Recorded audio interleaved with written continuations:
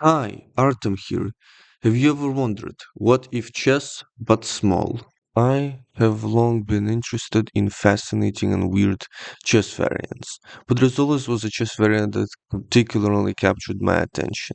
It is mini chess. It is just a small change on the chess rules, with the board being smaller than in regular chess, and I want to show you some of the stuff that can happen in mini chess.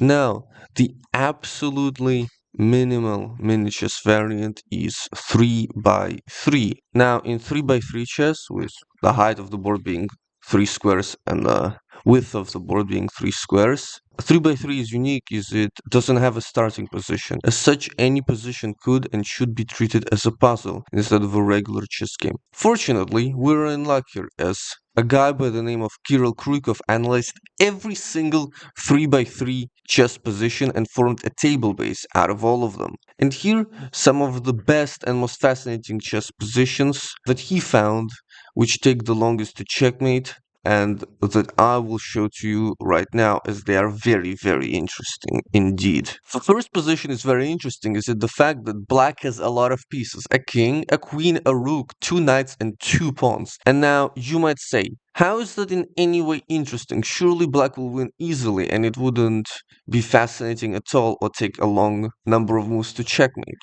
Now you would be right, except for the existence of this knight at b2. Now the fascinating thing about the knight at b2 in 3 by 3 chess is it cannot move, like at all. So it actually blocks the movement of other pieces and makes it very difficult to checkmate. And also problematic is that white can potentially stalemate himself in this position. Now let's look at how black actually wins here. And if you want, you can solve every position that I show here yourself. Just pause the video and try to do it if you want to, because these positions are actually pretty good as puzzles as well. So white here is in check, so he starts with the only move, king to b3. Black is forced to play knight e3. He has literally no other move.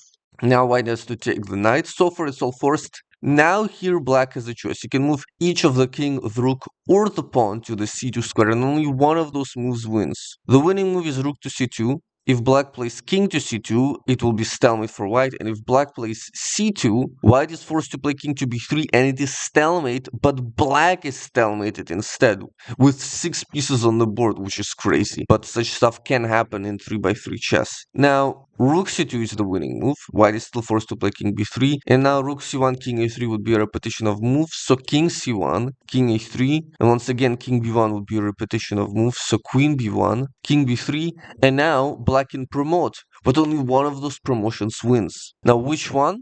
To a knight. a1 knight check. If black promotes to a queen on the rook, white would be stalemated, and if black promotes to a bishop, white plays king a3, black is forced to play queen a2 check, king takes a2, and once again, black is the one who is stalemated, with 5 pieces on the board. So it's a1 knight check, king a3, now black has a decision to give up the knight with knight b3 or the queen with queen a2. Thing is, black can't give up the knight with knight b3, because after king takes b3, queen a1 would be stalemate, and queen a2 check, king takes a2, and it would also be stalemate, but for black. So he is forced to give up the queen as well with queen a2 check. King takes a2, knight b3, king takes b3, king a3 would be a little bit faster for black to win, king b1, king a3, and now the fastest way to win would be a combination of king a1, king b3, rook c1, king a3, c2, king b3, and now you actually have to give up the pawn that is fastest with rook b1. Now white doesn't take, as after king takes a2, king a2, king c3, rook c1, it is checkmate. King a3 instead, c1 queen, king b3, and somehow you just can't win. So you have to play queen c2 check, force white to take, king e3, queen c3 checkmate, king a2, king c3, and rook c1 checkmate. And the best thing is, except for the knight at b2, black gives up every single piece except for the rook. So black gives up, out of their 5 pieces, black gives up 4. So you have to give up the entire lot of your pieces to win, which is so fascinating. You would just never get that in regular chess. Now, position number 2, and once again, you can try to solve this for yourself.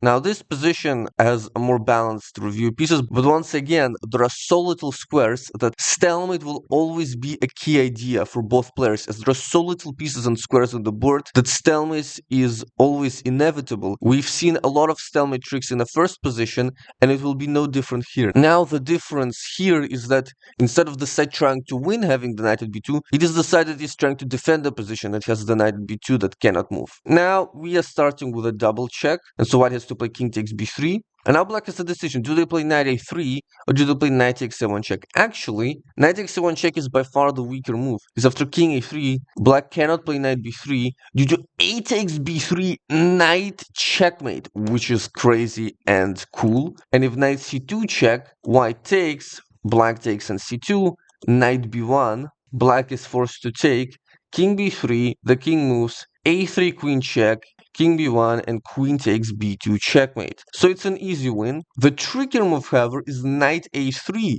as king takes a3 would be obviously stalemate. So white has to play a takes b2, and now knight takes b1 is once again easier, as after a3 queen, knight takes a3, b takes a3 queen, or bishop, it is an easy checkmate. So black has to actually avoid capturing again and playing knight c2. Obviously white can capture the knight due to stalemate, so white has to promote the e2 pawn, and once again, only one of those promotions actually wins the game. Once again, it is the promotion to a knight, a3 knight under promotion. If a3 queen, rook, or a bishop, it's knight a1 check instead of knight takes a3, b takes a3, queen checkmate, which is the tricky move here. Queen takes a1 or rook takes a1 will be stalemate, and if king a2, black plays knight b3, and white has no choice but to capture the knight and stalemate black. What a tricky line. So white has to play a3 knight. Knight takes 3, b takes a3, queen is still obviously checkmate, so knight a1 check, king a2, knight b3. But now the difference is white has this move knight c2, avoiding stalemate. Now black has to play knight a1. White can't capture the knight due to stalemate, so white promotes the b2 pawn, b3, to any piece, let's say the queen. Knight takes b3, still can't take the b3 knight due to stalemate. And now there are a variety of ways to win, but the fastest is this. Knight a3, knight a1, b2, once again capturing the knight is stalemate, knight b3, still stalemate, knight c3, b1, now this knight moves, knight a1, knight c2, knight takes c2, b3, knight checkmate once again, and knight b3, now king takes b3, and now black can take on b1, and as such white wins. So king takes c2, king takes c1, king b3, king c1, I believe fastest would be b3, rook, and rook c3 checkmate. And now once again a trick, knight a3, one of the moves, would be stalemate. So knight c3, king c2, and the fastest is king a2, king c1, king a3, king c2, b3, queen check, king c1, and queen b2 checkmate. Pretty interesting, right? But once again, I saved the best for last, as the third position that I will show is actually showcasing a really cool idea that can only happen in 3x3 chess. So once again, you can try to solve this for yourself, but here we go. So at first, white actually has 4 moves in this position, which is a lot in 3x3 chess, but the obvious and the best move, no tricks here, is knight takes b1 taking the black queen. Now black has a variety of options, but king takes c1 by far is the best, and you can kind of see that because otherwise a2 or b3 falls and the whole position of black collapses. For example, bishop takes b1, knight takes b3, bishop a2, king takes a2 is stalemate, so knight c1, and whenever black goes, white will obviously promote eventually, and there's just like no way for black to protect the position. Or king takes b1, knight takes b3, knight takes a2 would take a little bit longer, king c2, knight c1, and once again white will just easily win because you break through the barricade. But king takes c1 is by far the trickiest. Now knight c3 is the only move, and you think, oh, you just take an a2. No, bishop b1, king c2, knight takes a2 would be an easy win. So bishop b1, now here both king takes b3 and knight takes b1 win, but both lead to the same position and are actually pretty tricky to win. Now if knight takes b1, black will not take. Black will play king c2, knight c3, king c1, king takes b3 stalemate, so knight a2 check, still won't take, king c2, knight c1, king takes c1, king takes b3, king b1, leading to this position, which I see as the critical position in the puzzle. Now the other option here is king takes b3, bishop c2 check, king a3, bishop b3, still going for stalemate tricks, knight a2 check, king c2, knight c1, king takes c1, king takes b3, king b1, leading to the same critical position. And now, the most fascinating thing. In this position, it seems really easy to win, but only one move wins. King a3 is a draw. Because after king takes a1 taking the bishop, you cannot win. Because if you promote to a queen or a rook, it is stalemate. If you promote to a bishop or a knight, there is not enough material to win. And if you try going king b3, king b1, king c3, black goes king c1 and it's the same problem. And this can only happen in 3x3 chess and is something I like to call reverse opposition, where black has the opposition, but it is reversed to where it would usually be in OG chess. And it is completely fascinating that it can happen at all in this variant of chess or in any variant of chess, but I really like this concept. It is very cool. Now, the way to win is to use this knowledge and play king c3. Because king takes a1, king c2 easily wins.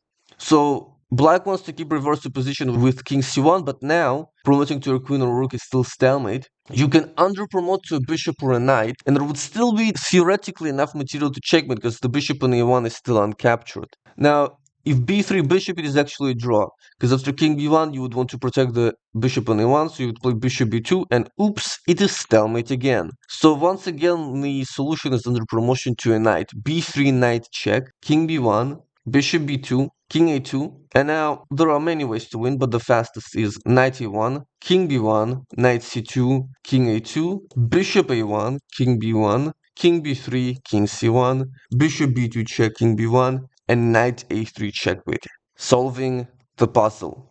Now, I really hoped you liked it. For me, these types of puzzles and mini chess positions are just very cool and awesome, and see you in the next one.